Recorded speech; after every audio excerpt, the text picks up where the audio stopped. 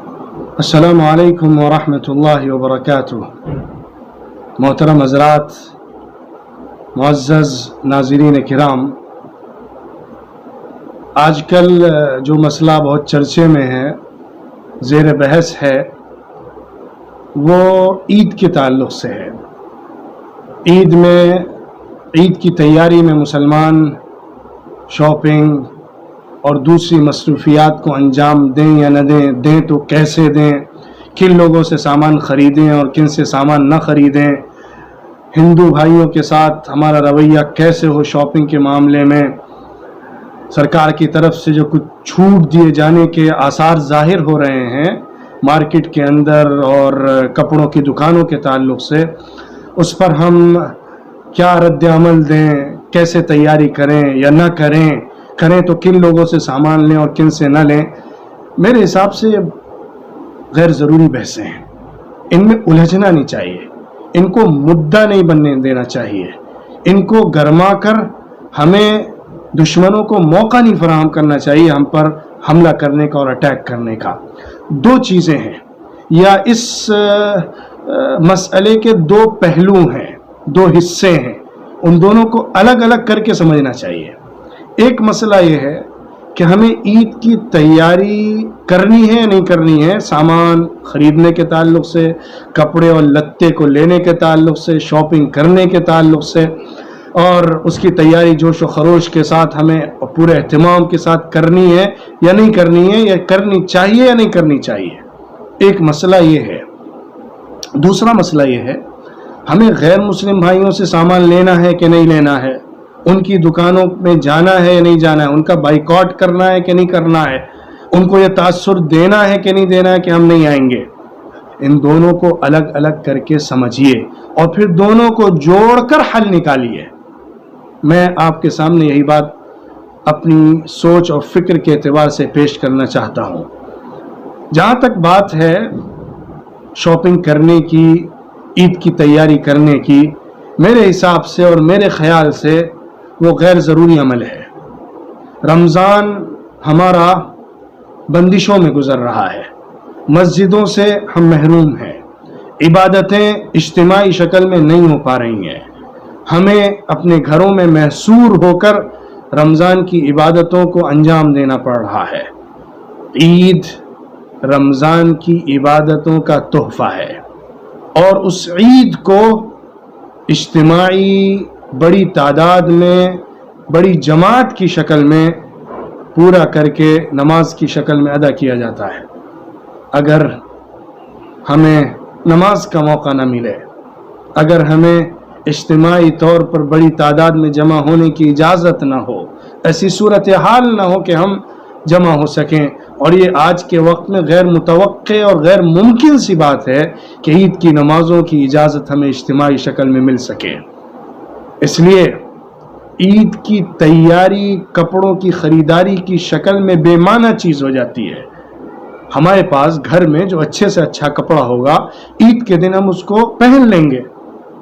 اور وہ پیسہ جو ہم شاپنگ پہ لگا سکتے ہیں اس کو اس جگہ پر لگائیں گے جس کی آج ضرورت ہے، اور خدا کی قسم وہی ہماری عید اور عیدی ہوگی۔ اگر ہم نے ضرورت مندوں کو اپنا پیسہ پہنچا دیا،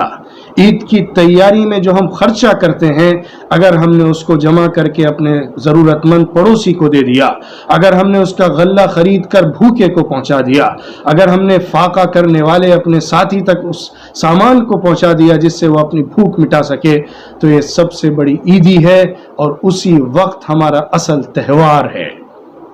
اس موضوع کو سمجھنا ہے، اس مسئلے کو اچھی طرح سے سمجھنا ہے کہ آج جوش و خروش کے ساتھ عید کی تیاری اور شاپنگ کرنا نہایت غیر صحیح اور غیر مناسب، غیر اخلاقی عمل ہوگا، کیونکہ جب ہمارے گھروں میں فاقے ہو رہے ہیں، جب پڑوسی ہمارا بھوک سے پریشان حال ہے، جب لوگ سڑکوں پر بھوک اور پیاس کے ساتھ نکل پڑے ہیں، سینکڑوں بلکہ ہزاروں میل لوگ پیدل نکل رہے ہیں، بھوک اور پیاس سے موت کا شکار ہو رہے ہیں، اس موقع پر اس فکر میں پڑنا کہ رمضان کی عید کی تیاری کیسے کرنی ہے، کہاں سے دکان سے ہمیں سامان خرید کر لے آنا ہے، اور عید میں سب کے لیے پوری میچنگ کی سامان پہنچا دینا ہے، مہیا کر لینا ہے، بالکل غیر اسلامی اور غیر اخلاقی عمل ہوگا۔ دوسرا مسئلہ، غیر مسلموں کی دکانوں سے سامان لینے کا مسئلہ۔ ایک بات یہ اٹھائی جا رہی ہے، یہ اس بات پر چرچا ہے کہ کسی قدر جو چھوٹ دی جا رہی ہے بڑے مارکیٹوں کے اندر، جو سپر مارکیٹ تو نہیں ہے لیکن وہاں پہ مختلف گروسری کی اور کپڑوں کی دکانیں ہیں جہاں سے ہم سامان خریدتے ہیں، جیولری کی دکانیں ہیں جہاں سے ہم زیورات حاصل کرتے ہیں، زیب و زینت کے سامان لیتے ہیں، خاص طور پہ کپڑے کے جو مارکیٹ ہیں مردوں کے، عورتوں کے، ان میں کچھ چھوٹ یا ان میں کچھ تخفیف یا ان میں کچھ گنجائش دینے کی باتیں چل رہی ہیں، اور کہیں کہیں اس کا مشاہدہ بھی ہو رہا ہے۔ اس کو اس پس منظر میں دیکھا جا رہا ہے، یا اس کا یہ مطلب نکالا جا رہا ہے کہ دراصل اس ایک تیر سے دو نشانے سادھنے کی کوشش ہو رہی ہے۔ ایک تو یہ کہ جو بڑے بیوپاری ہیں جن کے ہاں سامان کافی تعداد میں عید کی مناسبت سے جمع ہو کے رکھا ہوا ہے، وہ کچھ نکل سکے اور ان کو کچھ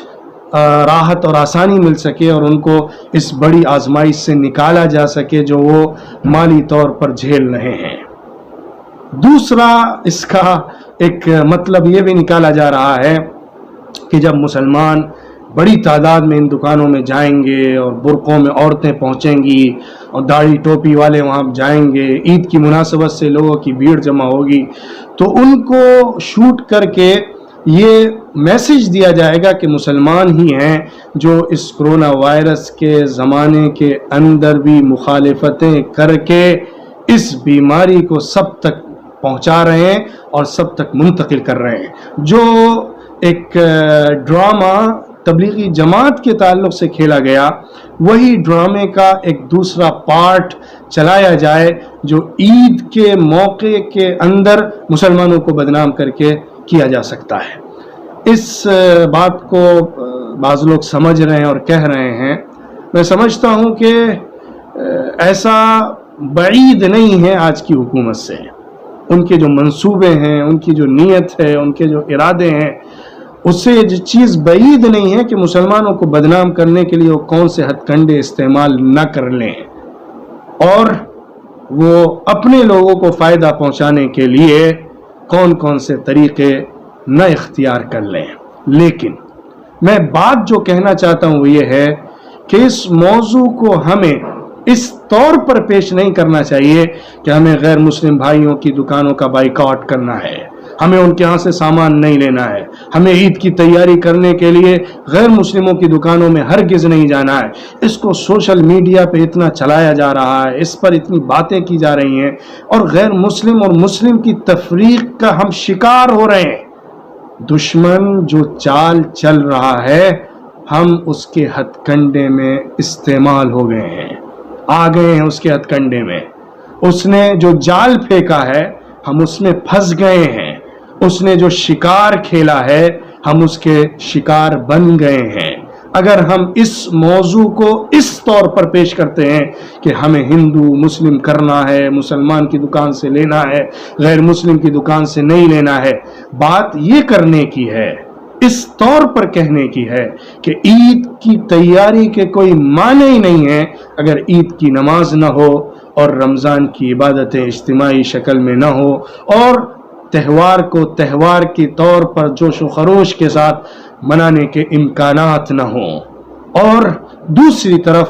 فاقہ ہو، فقر ہو، غربت ہو، مزدوروں کی زب و حالی ہو، پریشان حالوں کی تنگدستیاں ہوں۔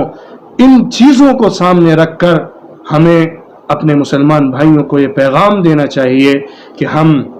عید کی تیاری اس طور پر کریں گے کہ اپنے غریب بھائی کو کھانا پہنچائیں گے، اپنے فقیر بھائی کے منہ میں لقمہ دیں گے، اپنے مزدور بھائی کو جو تنگی میں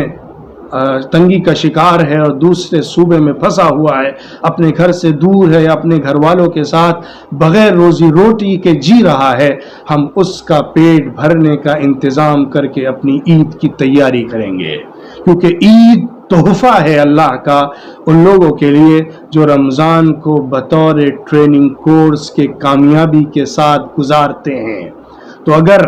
हम अपनी ईद को ईद के तौर पर जोश व खरोश से मनाना चाहते हैं तो रमज़ान में हमें ऐसे काम करने होंगे जिससे अल्लाह राज़ी हो जाएगा और अल्लाह के बंदों को खुशहाली मैसर आएगी हमारे ज़रिए से। तो इसके नतीजे में हमें सही ईद का वो लुत्फ़ मिलेगा जो अल्लाह ताला अपने मोमिन बंदों को अता फरमाता है। मैं फिर एक बार इस बात को कहता हूँ, मौजू को सही तौर पर समझिए,